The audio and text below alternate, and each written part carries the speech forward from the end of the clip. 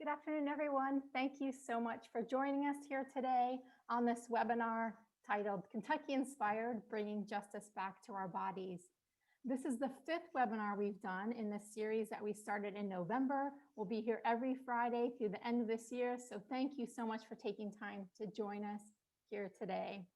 My name is Rochelle Seeger. I work at the Foundation for a Healthy Kentucky, and I'm honored to be serving the Foundation's mission, which is to address the unmet health needs of Kentuckians by developing influencing policy, improving access to care, reducing health risks and disparities, and promoting health equity. The Foundation for a Healthy Kentucky values integrity, respect, effectiveness, leadership, collaboration, and policy equity. Thank you so much for joining us here again today. A reminder for everyone that this is being recorded.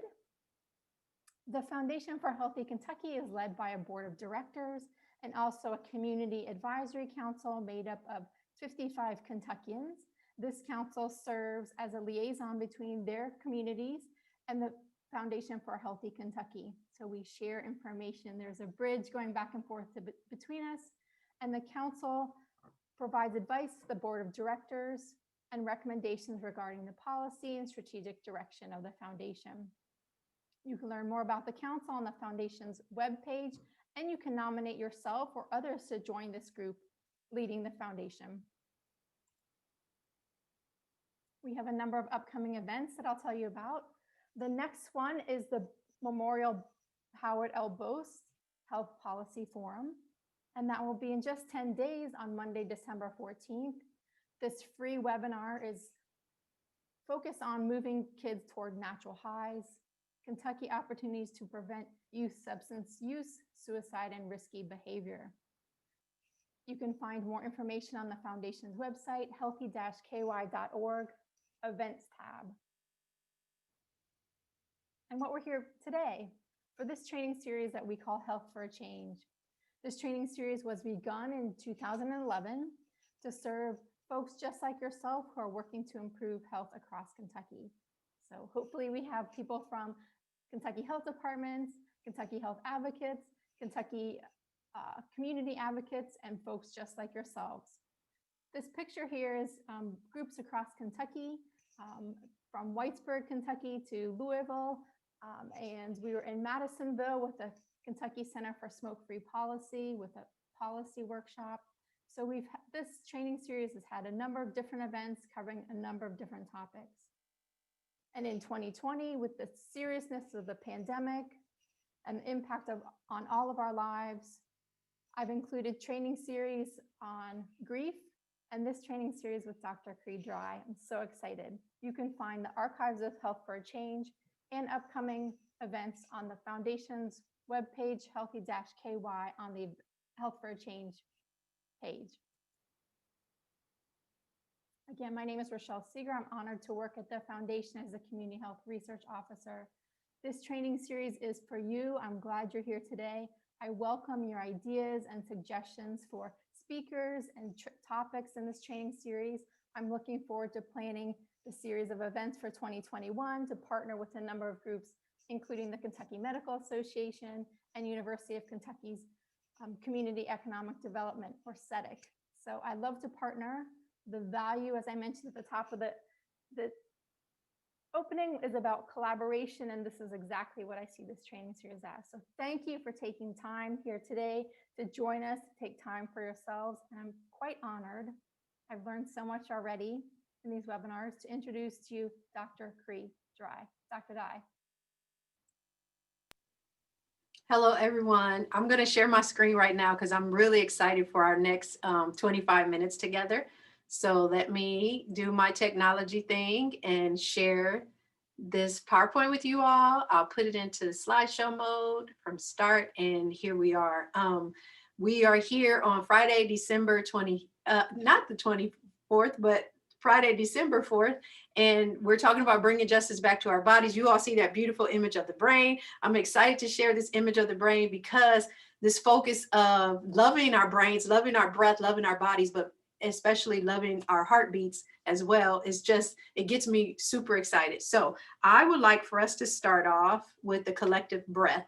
And with this collective breath, because of COVID and because of the pandemic and because of just the changes that have been happening in this year, our eyes have been affected by this, specifically the light and the heat that has been coming to our eyes, because we know that we have been probably on screen and in front of screens way more than we usually are, right, family? So I want to invite us to do this collective breath together. We're going to place our hands together and then we're going to rub them. So everybody just rub your hands. Continue to rub your hands. And then slowly just place them over your eyes, kind of cup the eyes. And now, family, just begin to notice your breath. So right now, with our hands over our eyes, let's just let the eyes take a little relaxation. So set the intention that my eyes are relaxed right now. And while we did bring some heat to our hands and put them over our eyes, imagine that just cupping our hands right now is allowing for a cooling of our eyes. And because we're in front of the screen so much, our eyes are being heated up. We're taking in more heat. And I'd like for us to do 3 collective breaths together. But as we breathe in, we're going to inhale through the nose. And as we exhale, we're going to sigh it out like this. And with that sigh, let's imagine that we're releasing some of the heat that has been coming in through our eyes, family. So everybody take a beautiful breath in.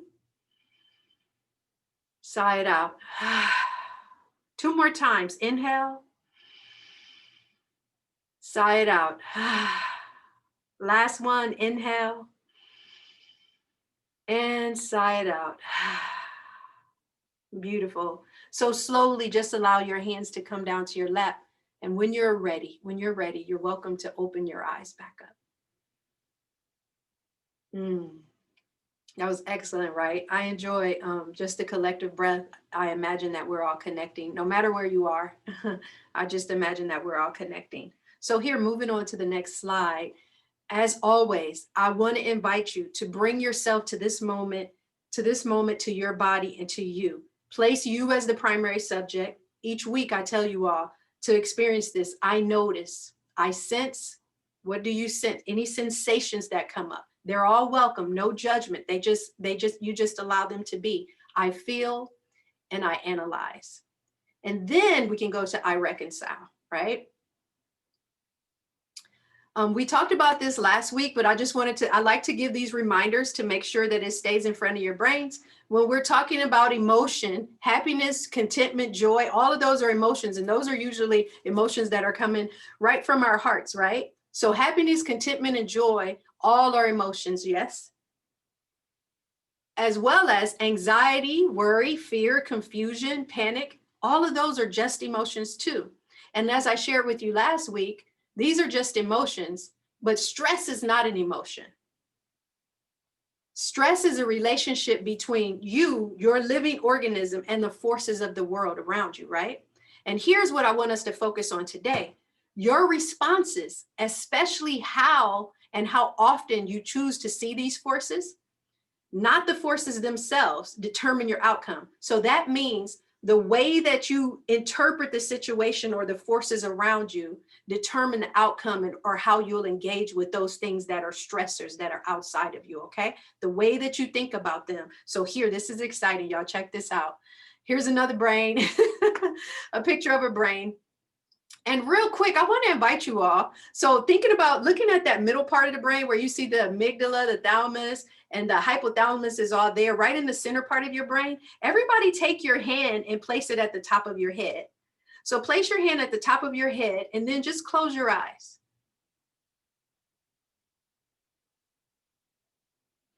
Usually right here at the top of our crown is where we can feel a lot of heat. And you all want to know what? That's right above our limbic system, that part of our limbic system, that portion of our brains that we get our motivation and our fear and our anger and those emotions, those things that are usually fired with the amygdala, all of those are right there, and our hand is right above that. And so in a healthy day, in one of our healthy days, we can put our hand here and just notice the heat. And if I ask you to slide your hand to a different part of your head and just notice, you're probably not going to feel the same amount of heat in that space. So just stay wherever you are, move your hand to another place or keep it on the crown. Take a breath in and then take a breath out. And release your hand down to your lap. So family, here's what I share with you all. We see with our brains, not with our eyes. I say that all the time. And I say that because it's our brains and the interpretation of what we see that basically allows us to see something a certain way. So the way we look at something is influenced by the way the brain interprets it, or past events, past experiences. Everything that we've experienced becomes a part of our brain's interpretation of what we see. So our brain creates the story and the interpretation, and it's based on past experiences. And did you all know this? I love saying this to people who have little ones around them, whether it's an educator or a parent or a grandparent or anyone that works with little ones. Every time you go into a new space, you go to a new city, or you travel or go to a new museum, read a new book, every time you introduce your brain to something new, you create new synapses, new firings, new wirings in the brain. So it is so healthy to have new experiences. And then the brain can create the story and interpret it in a different way.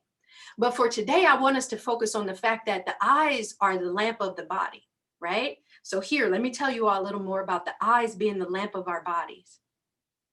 The eyes are the lamp of the body. And when I say, let's close our eyes and see, we close our eyes so that we can be with ourselves and be able to turn on this internal view.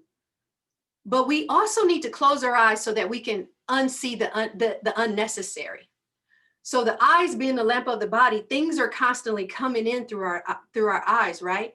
And because we live in a society that is big on technology right now, there's a lot of light coming into our eyes. There's a lot of UV from these computer screens, light and heat that's coming into our eyes, more than should be, more than our systems really need.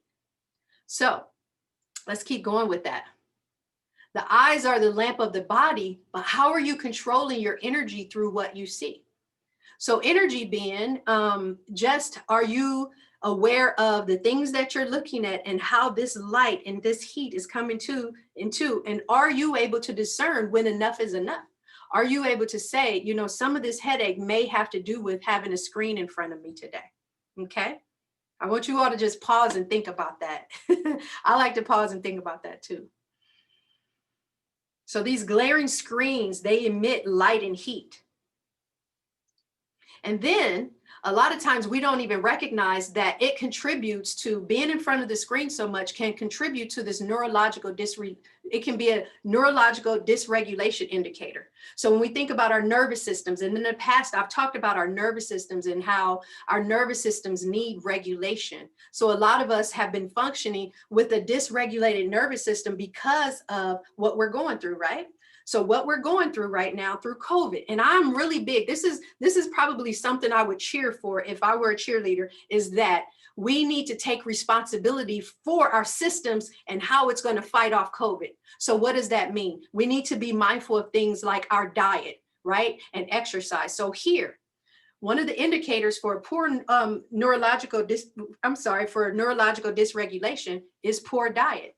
So we have poor diet, we have lack of exercise and lack of sleep. So when you have diets that are high in processed foods, preservatives, right, simple carbs, the sugars, the processed sugars and the flours, or any genetically modified foods, or foods that are treated with herbicides or pesticides and hormones, all of those are indicators and contribute to a dysregulated neurological system, right?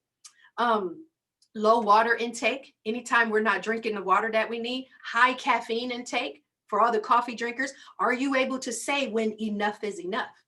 Lack of adequate exercise. Every morning we should greet our day with some movement, even if it's just 20 minutes, right? And less than 7 hours of sleep at night, especially if you could get to bed by 10 o'clock. But then also, A neurological dysregulation indicator is the emotionally suppressive psychosocial environment. So I've said this in the past when we talk about chronic stress. What are some of those environments? Living in poverty, domestic violence, any type of emotional or physical abuse. But honestly, you all, living through COVID is an emotionally suppressive psychological environment, right? We've been feeling it. So we want to do things even more that counter that actually support our systems, because we have things in that are in our daily lives that are depleting our systems. And then here, this is where I'm talking about the eyes being a lamp to our body. We have this excessive eye technology, right? We have video games, we have TV screens, and anytime we go past two or more hours a day, we go beyond what we need. We actually go beyond, and it can result in brain activity that's similar to an individual who can say that they struggle with ADHD or epilepsy, or even seizures or cognitive decline. All of these things can show up when there's too much of this, too much of the video games, the TV and the screen time, right, you all? So I want to move us to some solutions, okay, everybody? Because I know for me, at least right now, my life is definitely in front of the screen way more than I'm used to and way more than I would like for it to be. But I want to remind us of why it's so important for us to pursue doing things that bring justice back to our bodies. So our circadian rhythms are being disrupted. What happens with the TV screens or the lights from the computers, it's given this message that we're looking at daylight constantly. So the cycle of dawn and day is disrupted. Our systems are being disrupted by the constant screen time and the light from the screens. So also looking at constant changing screen affects our digestion and it weakens our eye muscles. So when we're watching TV or we're watching things where things are flashing and constantly changing, it's beginning to affect our digestion and our eye muscles, especially for children, you all. I want to advocate for our children and say, as much as we can change our NTI time to paper, then we need to do that. As much as we can change our NTI time, I'm repeating it, to paper, that's what we need to do, you all. I'm going to keep going. Hopefully this information is helpful and you're able to say, what does this have to do with me? So activities to cool the eyes. Here we go, y'all. Activities to cool the eyes. Here's one of my favorites, and I do this all the time. Actually, when I'm at home, it's easier. In my office, I don't have anything, but I do have my rug here, right? So activities to cool the eyes, taking your eyes off the screen and looking at something green, right? So taking the eyes off the screen and looking at something green. If I turn around, I would just look at my rug and just stay and stare at it, right?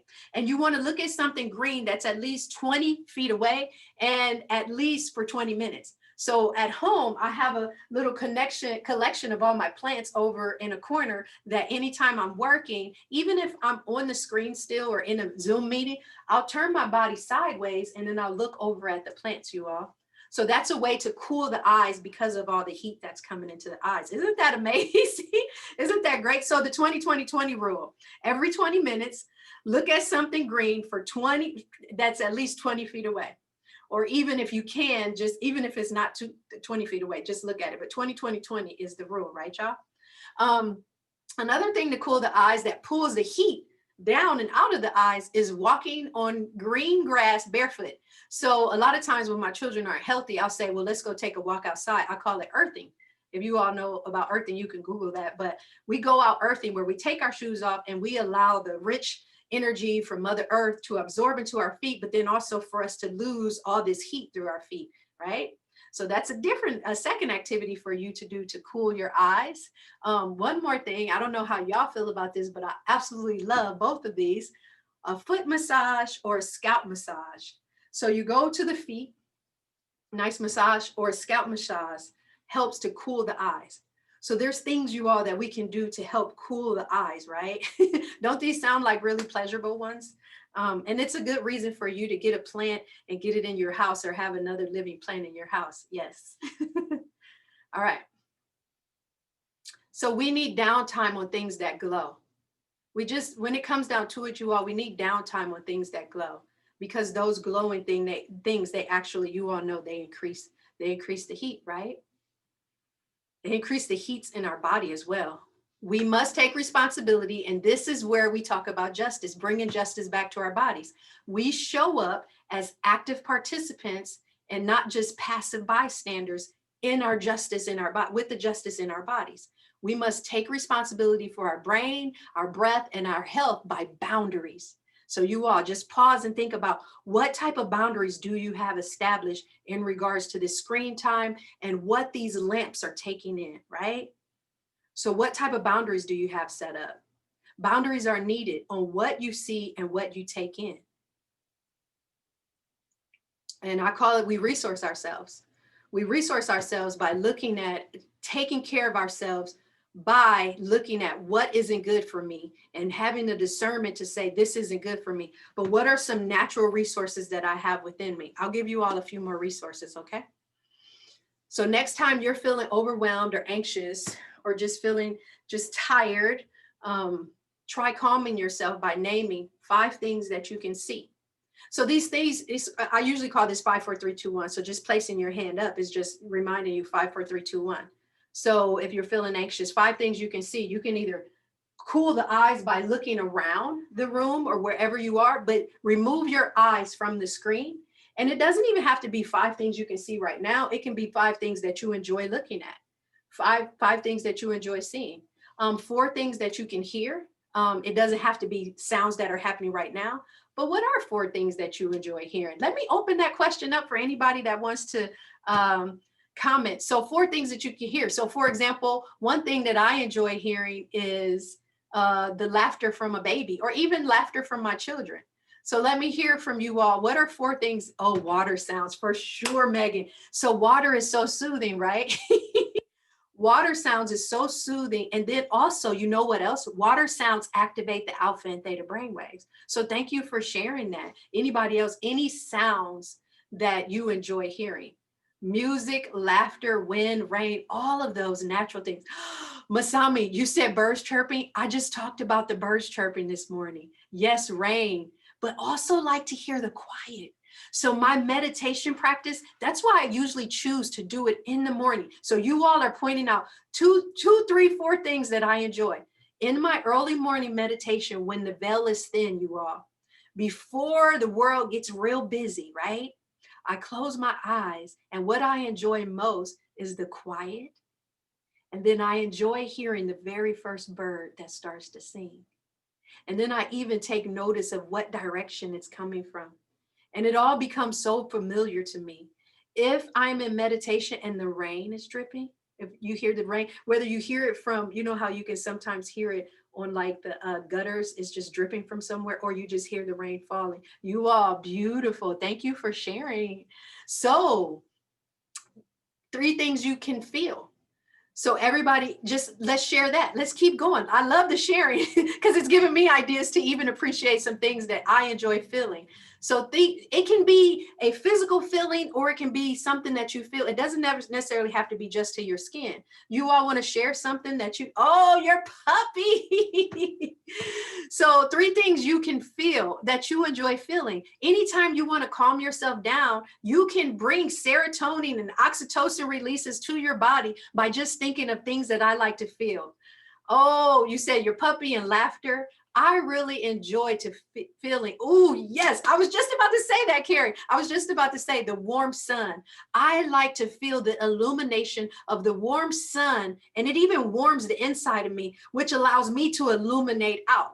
A soft blanket. Oh, yes, those. Oh, wool socks. You all. These are great. And these are giving us ideas, right? So as we come into Christmas time, some wool socks, that you can never have enough wool socks and soft blankets, right? Because sometimes those blankets start, I don't know, they just don't get so, they're not so soft anymore, right? So what about this, y'all? Please share this with me. 2 things that you enjoy smelling. I'm just going to start off with my grandma's peach cobbler. That's where I'm going to start. But yes, lavender. I love the scent of lavender. And that reminds me of my grandmother as well. That was one of her favorite scents. But just even some lavender flowers. If you walk through a grocery store and there's lavender flowers, the beach, just that crisp air of the beach. And you can smell a little salt sometimes. Cookies or bread baking. Yes. You know, even peanut butter cookies, like the smell of peanut butter. So the smell of Christmas, cookies, pine, evergreen, you all, this is us resourcing ourselves. Right now, we are resourcing ourselves. Coffee to go with those cookies, roses, fresh hay. Oh, fresh hay is a beautiful scent. So you all, what we're doing right now is resourcing ourselves. So we have everything you need is already within you. All right, one thing you can taste. Let's go to that one. And then I'll go to the last few slides that we have today. So one thing you enjoy tasting, you all, right? Right on your tongue. What's something that you enjoy in your tongue? I'm going to share mine. It's dark chocolate, and especially some really, really good dark chocolate. How about you all? Peppermint. Yes, it's so refreshing. Watermelon. Just the, Don't you all love that we get a good amount of the H2O for our bodies? Do you all know we get a good amount of water through our fruits and vegetables? That's why it's so good to try to get your fruits and vegetables and keep them in their natural state. You second the dark chocolate? Yes, but these fruits and vegetables in their natural state, so much water comes in through them. Like think about how much juice and liquid is in a good fruit or crisp apple. Oh, especially Honeycrisp, right? Especially Honeycrisp, and especially during this time of year, right, you all? Okay, y'all. That made me want to have a sip of water too. Okay, so here, let's go to the next slide. We have about 4 more minutes left. Here we go.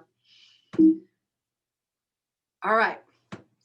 My question to you is, what will you do with this information?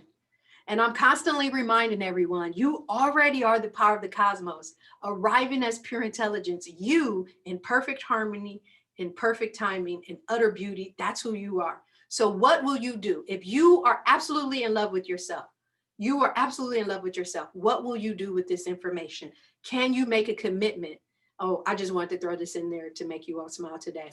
But can you make a commitment to do one of these things that I've suggested, to be aware of your screen time and taking responsibility as an active participant and not a passive bystander in the way that you are in relationship with these screens? We're bringing justice back to our bodies in that manner. So we have 3 more minutes, and you all know something that I thought about, because I've been getting a lot of emails of people asking questions about different things. I thought about, I should share with you all the book that we have coming through Rutledge. This is myself, Dr. Burke, and Dr. Mason. We actually wrote this book, and it's coming out in the spring. And I even have a slide where I want you to see the chapters. So I'm trying to basically pull together all the things that I've studied, and I study to live, and then I teach from my overflow, but I'm trying to put it in a condensed way that those people who don't have like this deep yoga practice or deep meditation practice, how to make it practical for them specifically with tools. Because we all like those books where it gives us tools, right, you all? So in this book, every single chapter has at least, I want to say 10 to 12 actual activities that you can do that are relevant to these different topics. You all, thank you for letting me share that with you all today. I'm going to stop sharing the screen. Stop share. I have never made it where I didn't get through all my slides. So I think I'm getting pretty good at this. So 2 more minutes. I want to open it up for any questions that you all might have. Any questions here? Thank you, Masami. You said, thank you for sharing info about your mindfulness book. Yes. So in the spring, Rutledge said that it should be ready to go out probably around March. But think about those chapters. In those chapters, I'm really trying to provide some real practical information and a reader-friendly information for people who aren't like deep in that don't want to just read about Sanskrit and prana and pranayama and asana, like all of these Sanskrit words, but I'm trying to provide it in a practical way so that no matter what area you work in, there's practical tools for you to use each day for yourself and for others, right? Okay, so if there are no questions, you all, I'd like for us to leave with us kind of cleaning and cooling our eyes again, right? We'll do a collective breath together. Oh, I'll share the name of the book. Absolutely. Thank you for asking that. So the title of the book, and I also can give the book title to Rochelle so that we can put it in an email as well. But Mindful Strategies for Helping College Students Manage Stress. Now, this book isn't just for those that work with college students, actually anybody that you're working with, you all. We frame it in a way that it can be used with anybody. And actually, to tell you the truth, I started off my yoga life, I started off my mindfulness life working with children. So all of these are things that I've done with children, and now I do them with adults. Will there be another series of this class? This particular one with Foundation for Healthy Kentucky, we're doing November and December. And you can go back and watch all of the videos. They're on there. You can go back and watch them, you all. That's what we're doing from November and December. You said we're all just big kids. Anybody? Yes, I agree. We're all just big kids. And the thing that I love about it most is that if we allowed ourselves in the stress response in our brain to just relax, we could bring that same curiosity and that love for life back to us by just breathing and living a little more. So everybody, rub your hands together, rub, rub, rub, rub, rub, rub, rub, rub, and then slowly place your hands over your eyes. We're going to do 3 collective breaths together so that we can connect as we say goodbye. Take a beautiful breath in. Sigh it out. And set an intention that you're cooling your eyes right now. Inhale. Sigh it out. Last one, inhale. Family, sigh it out. Ah, it feels so good. So that's something you can do all the time. Just place your hands over your eyes. All right, y'all. Y'all have a real good weekend, okay? I can't wait to see you all next week.